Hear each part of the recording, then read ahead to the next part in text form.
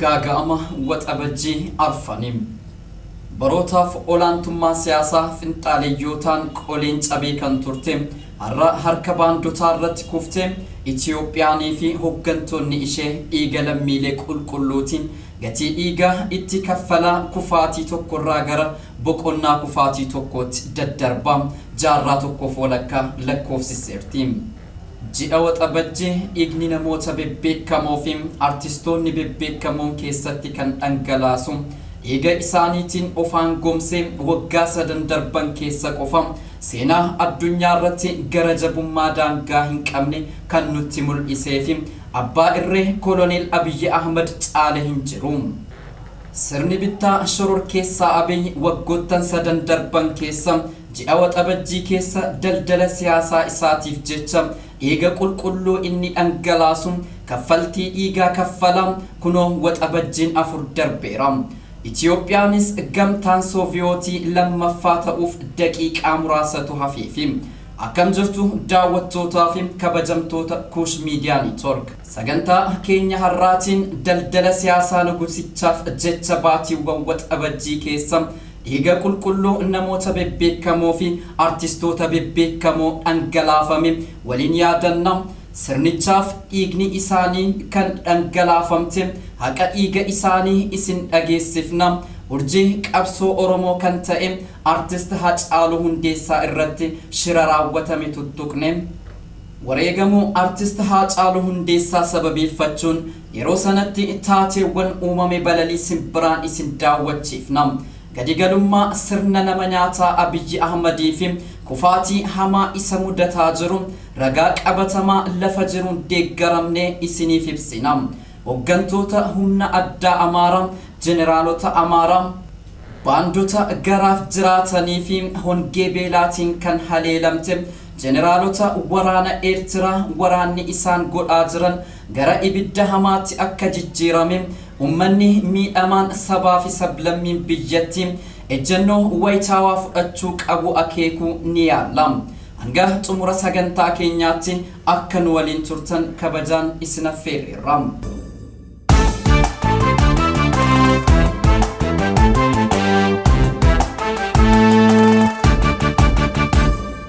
Sabaa fi sablammii fi ummata biyyattii qofa osoo hin taane hawaasa addunyaa kan goyyomse barii badhaasa Noobeelii booda waraanaan koloneel Mangistuu Hayilamaariyaamiin kan tuffachiise gara jabummaan Saamu'eel Doofii kan Komorosuu Alii Saalihiin kan tuffachiise koloneelichi bashaashaan waggaa 3 darbe gara aangootti yeroo dhufu har'a siyaasni Itoophiyaa garri qaban dhabame burjaajinni uumama jedhee kan yaade abbaa irrummaan akka dagaaguu fi sirna nugusummaa lammataa akka diriirfamu kan yaade hooggantoonni siyaasaa olaanoo jeneraalonni waraanaa injiinaroonni gurguddoonii fi artistoonni bebbeekamoon daldala siyaasichaatiif akka ajjeefaman kan shakkan dargaggoonni addabaabaaytti akka rashanaman haadholiin weerartoota alaatiin akka gudeedaman hooggantoonni paartii siyaasaa fi mormitoonni shiraan akka hidhaman paartiin biyya bitee jiru kophaa isaa kan irratti hirmaatu filannoon sobaa akka gaggeeffamu kan shakke eenyunu hin turre. Kan shakke yoo jiraate garuu inni qaalluu waan fulduratti uumamu kan beekuu fi kan raagaraagu yookaan nabiyyii ta'uu qaba. Akkas gammachuun machaa'een utaalee sirbee dhiichisee abjii fi hawwii guluffii sirnichaa kan yeruma sana hubate falmattoonni falmii hidhannoo isaanii kan itti fufan kan balaaleffatuu fi namoota siyaasaa fagootti waan ilaaluu danda'an qeeqa irratti raawwatamaa ture kan mormaa turan ummanni Itoophiyaa garuu waggaa waggaan baatii waxabajjii keessa daldala siyaasaa nugusichaaf jecha dhiigni qulqulluun namoota bebbeekamoo dhangalaafamuuf saaxilamaa ta'uunsaa hin oolleefi. Adoolessa keessa ummanni gammachuun utaalaa ture sirnichaaf dhiiga gabbaruu kan eegale yeruma sanatti ture. Waxabajjii 16 bara 2010 ummanni deeggarsa nugusichaaf addabaabaayii masqalaatti yaa'e ibidda boombiitiin kan simatame hajaja nugusichaan qacaramtoonni nugusichaa akka lubbuu baasan ta'uun yeroo sanatti kan hubate namoota muraasaaf qorannoof Ameerikaadhaa kan dhufan miseensota FBI qofa ture. Ilmaan Oromoo gara jabummaa fi gantummaa daangaa darbaa Koloneel Abiyyi Ahmad hin hubanne garuu boombii darbatame sana isa hambisuuf jecha lubbuu ofii qaalii sana kennanii ofiif wareegaman. Eega ilmaan Oromootiin kan nugusoome nugusichi gantuun kunis dhiiga ilmaan Oromootiin osoo harka dhiqatuun waxabajjiin lama fe. Guyyaan guyyaadhaan bakka bu'aa waxabajjiin lama ga'e. Waxabajjii 15 bara 2011 Dr. Ambachaw dabalatee hoggantoonni naannoo Amaaraa federaalizimiitti amanan aarsaa kanaaf saaxilamaa ta'anii sirna bittaa Abiyyiif hoolaa faloo ta'an. Jeneraal Sa'aree Mokonnanii fi Meejar Jeneraal Gaza'ii Abrahaam gocha wal fakkaataan yeroo wal fakkaataa keessatti isaan irratti raawwatamte. Abiyyii fi jaloonni isaan ixaa dhiiga isaanii yeroodhaaf dhiiga namoota qulqulluutiin of qabbaneessan. Ajjeesisee ka'ee ajjeesuu fi warra du'aniif imimmaan sobaa dhangalaasuun kan beekaman Koloneel Abiyyi Ahmad Jeneraal Asaaminaw Tsaggee akkuma gaggeessee ka'een huccuu gurraacha uffatee diraamaa ajaa'ibaa hojjete. Reeffa fuulduratti jilbeenfatee shira isaatiin warreen wareega ta'aniif imimmaan naachaa dhangalaasee boo'e. Itti dabalees takkaa kana warra raawwatan akka seeratti dhiyeessu gara jabummaan dhiiga qulqulluu dhangala'eef akka gatii isaanii kaffalchiisuu dubbate. Qabatamaan kan ta'e garuu waan biraa ture. Dhiiga jara Sa'aree kan jara Gaza'ii kan jara Ambachaw kan jara Migbaaruu hordofee dhiigni biroo dhangala'e malee daldala siyaasaa sirnichaaf ajjeechaan jabaatee itti fufe malee boo'ichi lammii ijji hacuucamtoota gaddi haadholii fi boo'ichi daa'immanii caalmaatti dabale malee lammiileen qulqulluun cubbuudhaan hidhamanii haqni isaanii jallate malee lammiilee irratti waraanni labsame lubbuun namootaa akka baalaatti urgufamte malee seerri biyyattii cabee kabajni biyyattii bade malee akka dhaadatamee fi akka waadaan galame yakkamtoonni yeroo seeraaf dhiyaatan dhiigni cubbuun dhangala'e yeroo daguugamu imimmaan maatiin shira nugusichaaf saaxilaman yeroo qoorfamuu fi haqni yeroo ba'u hin argamne. Yakkamtoonni foolii bishaanii ta'an dhiiga dhangala'e faana ammas dhiigni biraa akka lolaatti yeroo dhangala'u. Afaan nugusichaatiin haqni akka ba'u akka waadaa hin galle sirnichi siyaasaa shira kan hojjetu haqa utuu jallisu guyyaan bakka buutee yeroo dabartu waxabajjiin itti aanu dhufe. Waxabajjii 22 bara 2012 sirna Abiyyi Ahmadiif wareega dhiigaa kan kaffalu taateen nama naasisuu fi nama gaddisiisu tokko mudate. Weellisaa jaallatamaa fi kabajamaa ija Oromoo kan ta'e artist Haacaaluu Hundeessaa shiftoota qacaramtoota Abiyyi Ahmadiin kichuutti kutame. Qabsoo ummata Oromootiif ga'ee guddaa kan taphataa ture. Gootaa fi falmataa mirga dhala namaa kan ta'e artist Haacaaluu Hundeessaa warreen dukkana uffatanii dhiiga namoota qulqulluu kaffaltii siyaasa nugusichaaf lolaasaniin qacaramtoota nugusichaan lubbuun isaa akka salphaatti baate cubbuudhaan galaafatame. Agartuun ummata Oromoo cubbuudhaan nyaatame. Oromiyaan guutuun lolaa imimmaaniitiin dhiqamte. Namoonni qulqulluun yeroo ajjeefaman diraamaa aangonni mootummaa hojjetan ummata Oromootiif haaraa hin turre. Ajjeechaa Haacaaluu sababeeffachuun Abiyyii fi waahillan isaa ilaalcha ummataa karaarraa maksuuf diraamaa hojjechuu yaalanus garuu hin milkoofneefi.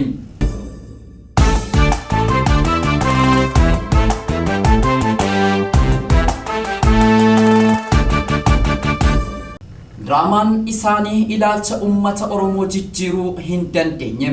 Abiyyii fi faarfattoonni sirna Minilik Haacaaluu kan ajjeesaniif bu'aa siyaasa sirnichaaf ture. Iccitiin yeroo dheeraa awwaalamee hafu garuu hin jiru. Yeroo sanatti ragaan arganne akka mul'isutti ajjeesichi akkas ture. Muummeen ministeera Abiyyi Ahmadii fi ergamtoonni isaa Haacaaluun gaaffiif deebii miidiyaa OMN'if kenne ilaalan. Dubbii Haacaaluun dubbateen baay'ee aaran. Keessatti immoo Haacaaluun fuulduratti yeroo dhiyootti waan hundaafuu hojii deebii kennu fudheen dhufa jecha inni jedheen afaan isaarraa akkuma dhaga'aniin naasuudhaan waan qabanii gadi dhiisan dhaban. Dhimmichi kanaan dura Haacaaluun masaraa mootummaatti waamee akeekkachiise. Jagnummaa Haacaaluun onnee guutuu fi kutannoo isaa bareechee kan beeku muummeen ministeera Abiyyi Ahmad bareechee yaaddoo keessa galcheera.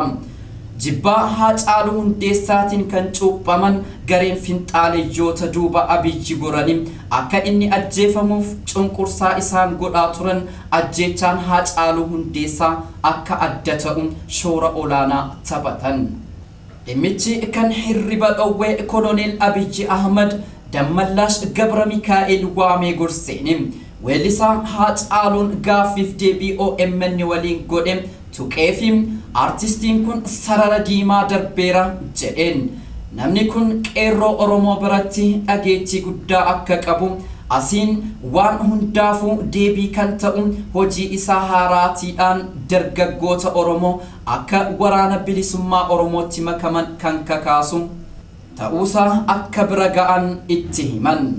Artistiin kun dhimma Finfinnee irratti ejjennoo inni ittiin adeemu dursinee kan beeknudha jechuunis itti dabale. Kanaafuu dursinee falli tokko akka ka'amuu qabu akeekkachiise. Eenyuun haa raawwatamu, yoom haa godhamuu fi akkamitti haa raawwatamu kan jedhuuf duraaf duuba karoora isaanii fixanii sa'aatii 24 keessa akka dhiyaatuuf hajajni cimaan darbee ajjeechaan ogummaa cimaatiin Haacaaluun nyaatan. Yakkicha hooggantoota siyaasa Oromoo irratti fe'uuf ammoo baadhattoonni kootii nugusichaaf waamicha godhame ajajni wal fakkaataan kennameefi. Namicha obbo Dammallaash Gabra Mikaa'el jedhamu karoora daangaa yeroo qopheesse nugusichaaf dhiyeesse. Karoorri badii godhamee ni murtaa'e. Gochichaafis hajajni jabaan dabarfameefi. Obbo Dammallaash Gabra Mikaa'elii fi obbo Yohaannis Mitikuu shirichaaf hojii gaggeessitoota olaanoo ta'an. Ergama gochichaatiif loltuu Laamroot Kamaal filatamte. Raawwatte. Obbo Shimallis Abdiisaa fi Injiinar Taakkalee Uumaa diraamichaaf taatota ta'anii itti makaman. Obbo Shimallis gurraacha uffatanii akkuma jedhaniin miidiyaa irratti ba'anii waliin dha'uu eegalan. Yakkichas kan biraarra cubbuu ka'an.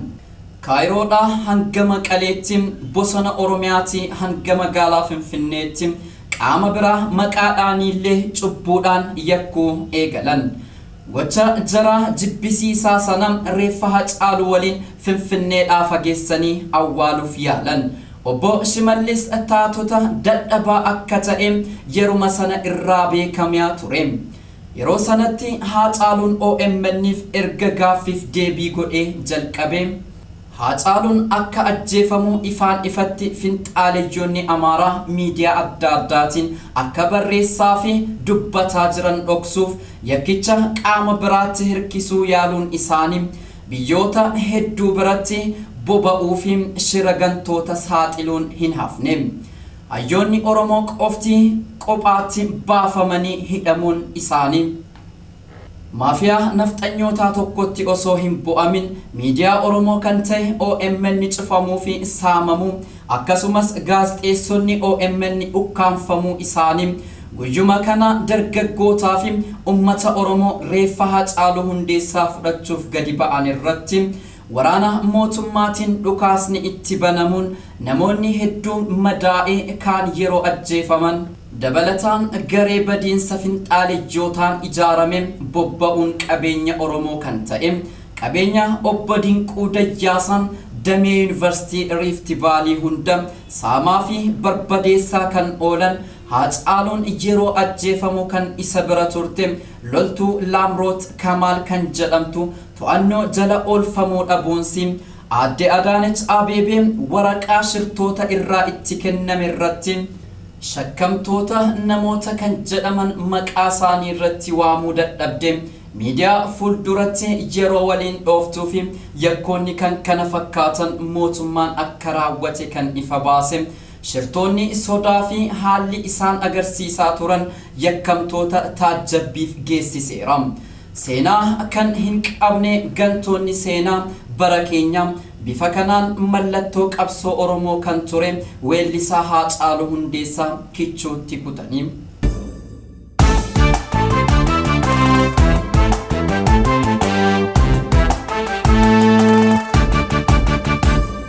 hamilee ummata Oromoo cabsuuf yaalan baandonni duraanii Abbaa Duulaa Gammadaa fi Kumaa Dammaqsaa urjii Amboo kan ta'e daraaraa kafanii irratti gochi isaa raawwatan seenaa gara jabummaa haaromsee kan Amboo qofa osoo hin taane adbaarii Oromoo hunda kan ta'e weellisaa Haacaaluu Hundeessaa gabaabumatti kutanii Ambootti bullukkoo gurraacha uffisan ija ummata Oromoo jaamsanii Oromiyaa guutuu gaddaa fi imimmaaniin dhiqan ajjeesanii ka'anii reeffa Haacaaluu Hundeessaa kabaja urkanii burjaajii guddaa uuman Finfinnee keessaa bakka awwaalcha lafa dhundhuma lama dhowwatanii reeffa isaa Ambootti akka awwaalamu godhan maatiin Haacaaluu irraa ammas gaddi irraa hin dhaabbanne hanga Ambootti deemanii maatii gadda Haacaaluutiin waan qabee gadhiisu dhabee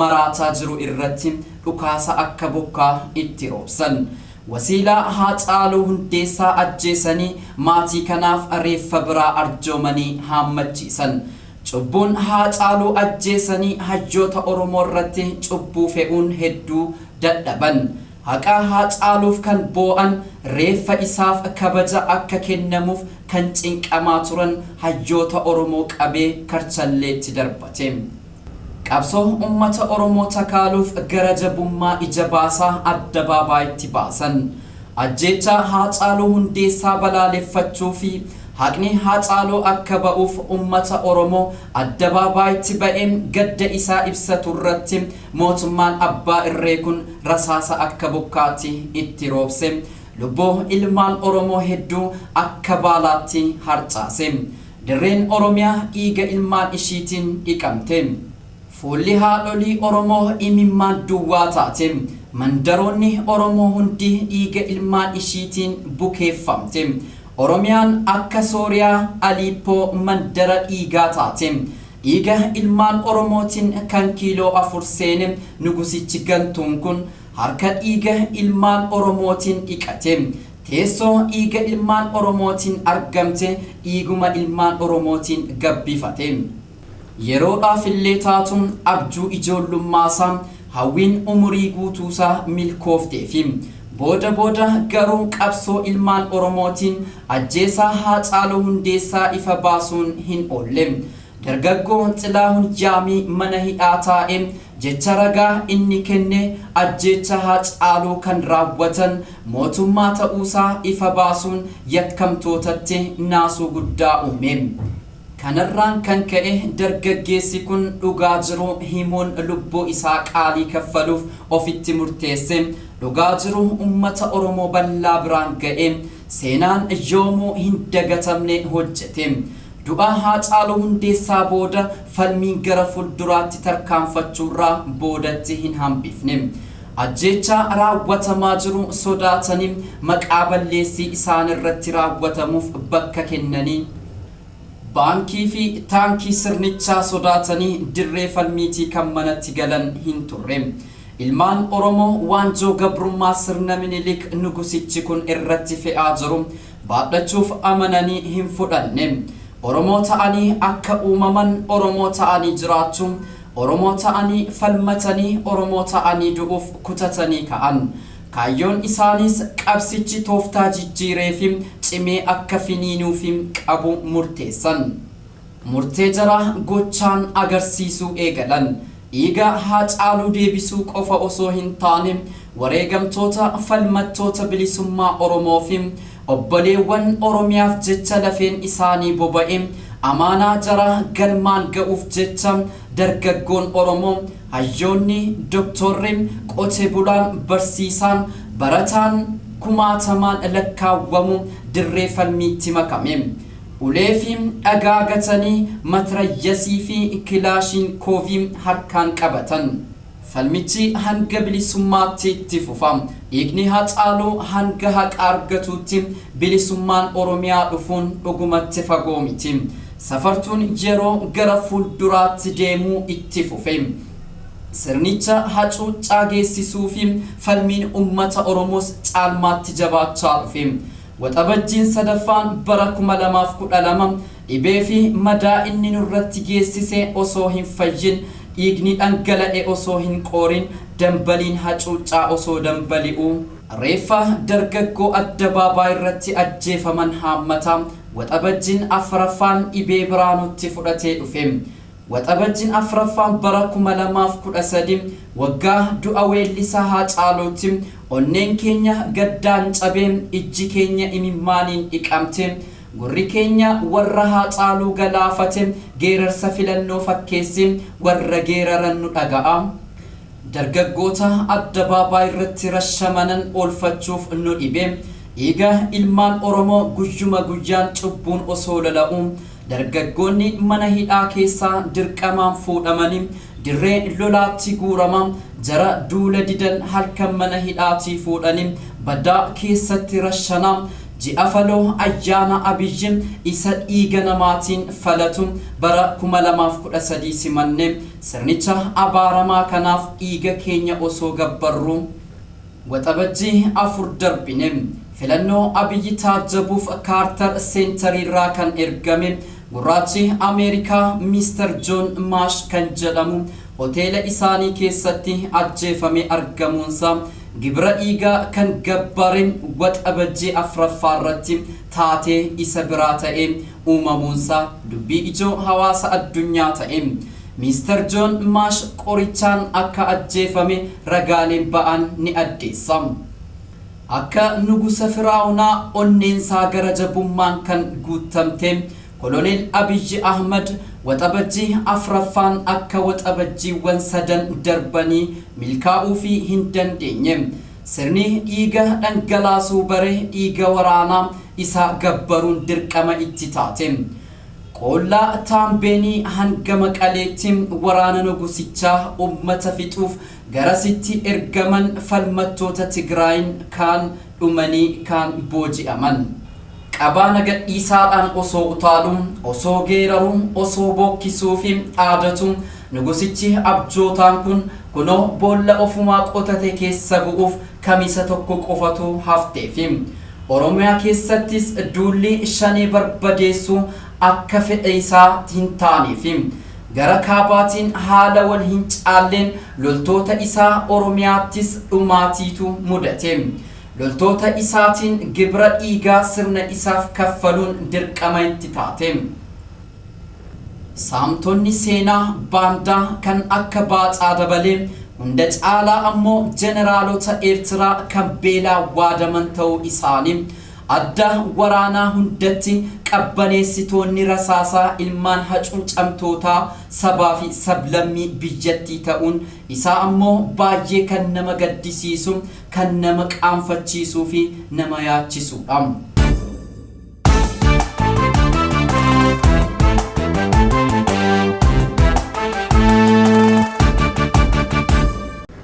carraa kanaan sabaa fi sablammiin ummata biyyattiin ilmaan isaa dhumaatii galata hin qabne kanarraa ilmaan ofii oolchuun teessoo nugusa tokkoof jecha ilmaan isaanii lubbuu qaalii ofii akka hin dhabne gochuun bakka lamatti hiriiree kan wal ajjeesu waraanni obboleewwan gidduutti ta'aa jiru mormuu fi balaaleffachuun itti gaafatamummaa seenaa fi dirqama akka qabdan isin yaadachiisu jaalladha. dabalataanis waraanni hin jiru kan isin deemtan yakkamtoota to'achuu qofaaf jedhamanii ilmaan keessan mootummaa nama nyaataa kanaan gowwoomfamanii adda waraanaatti ergaman eessa akka galan dhumni isaanii maal akka ta'e mootummaa shororkeessaa kana gaafachuu qaba. sirna bittaa Abiyyi irratti aduun dhiyaa jirti. har'a rakkoo biyyattiin keessa galtee jirtu tokkoo fi lama miti. Lammiileen qaala'insa jireenyaatiin akaa'amaa jira. Qonnaan bulaan qamadii kutaa godhatee waliin rakkachaa jira. Daldalaanis hawaasa waa bitatu dhabee dhiyeessii isaa haammatee akka ooletti bula. Hojjettoota mootummaaf mindaan ji'a isaa waan tokko bitaa fi hin jirtu. Hojjettoonni mootummaa ji'a ji'aan kan ce'an liqiidhaani. Dargaggeessi hojii dhabdummaan harka maratee taa'aara. Shira sirnichaatiin dargaggoonni waraanaa akka caarraa hojiitti fudhatan godhameera. Mana hojii mootummaa keessatti hannii fi saamichi akka meeshaa hojiitti fudhatameera. Kaadiroonni jaleen sirnichaa maqaa du'aatiin mindaa hanga hatanuutti hannaa fi saamicha irratti bobba'aniiru. Poolisoonni tiraafikaa daandiirra dhaabbatanii shufeerotaa fi daldaltootarraa sumunii fi shilingii funaannataa ooluun saamicha ija baasaa guyyaa adiidhaan raawwataa oolu. Waraannillee saamicha wal fakkaataadhaan bobba'ee lammiilee hiyyeeyyii rakkisaa oolu. Hooggantoonni dirree waraanaa akka jeneraalota dargii maqaa loltoota du'aniitiin mindaa waliin dha'uu jalqabuu isaanii qabatamaan dhaga'amaara. Dhugumatti rakkoon uummataa qaala'insa gabaa goolamuu siyaasaa qofaan miti. Kanarratti immoo raayyaa ittisa biyyaatiif deeggarsa godha jechuun qaama mootummaatiin namoota dirqisiisanii saamuutti jiru. Qonnaan bulaan keenya qotiyyoo isaa liqiidhaan saamamuutti jira. Daldaltoonni guyyaa guyyaadhaan milishootaaf hooggantoota milishaa fi kaadiroota sirnichaatiif kan oolu buutee daldala isaatii fi meeshaalee adda addaa gaafatama. Ji'a ji'aan hojjettoota mootummaarraa mindaan ji'a isaanii tokko sadaffaa eeyyamamummaa hojjettootaan alatti irraa kutamee siyaasa bilxiginnaan raawwachiisuuf buusiidhaaf akka oolu godhama. Hundarra caalaa kan nama saalfachiisu garuu saamichi kun hundi maaliif jedhamee yoo gaafatamu yakka guddaa ta'e karchallee nama buusuu isaati. Sirna isaa gabbifachuuf dhiiga namoota qulqulluu dhangalaasuun akka dhaabbatu beekuuf qaalluu ta'uu nama hin gaafachiisu. Dhumarratti uummata Oromoo hundaaf dinqisiifattootaa fi deeggartoota weellisaa kabajamaa fi jaallatamaa Haacaaluu Hundeessaaf ergaa dabarsinu qabna. Artist Haacaaluu Hundeessaa har'a qaamaan nurraa adda ba'us seenaan isaa dhiigaan barreeffame dhaloota boriitiif ni dabarfama. Immoo seenaa weellisaa Haacaaluu Hundeessaa hojjetee darbe ragaa quubsaadha. Haa ta'uutii albama isaa amma gabaarra oolee jiru kana orjinaala isaa bitachuun seenaaf akka ol kaawwattan gamanumaan isiniif dhaamna. Weellisaa Haacaaluu Hundeessaaf boolla isaatti daa'iin haa guutu. Maatii ilmaan isaa haadha warraa isaa fi uummata Oromoo bal'aatiif jajjabina hawwaa. Akka gumaa Haacaaluu Hundeessaa baafannu hundi keenya gama qabsoo bilisummaatti makamuun dirqama keenya. Haqni Haacaaluu Hundeessaaf, haqni warra dhiigni jaraa cubbuun lolaafamee hundaaf kan har'aa asumaan goolabneerra warra torbanii nu haa godhu. Hanga torbaniitti torban nagaa isiniif hawwina.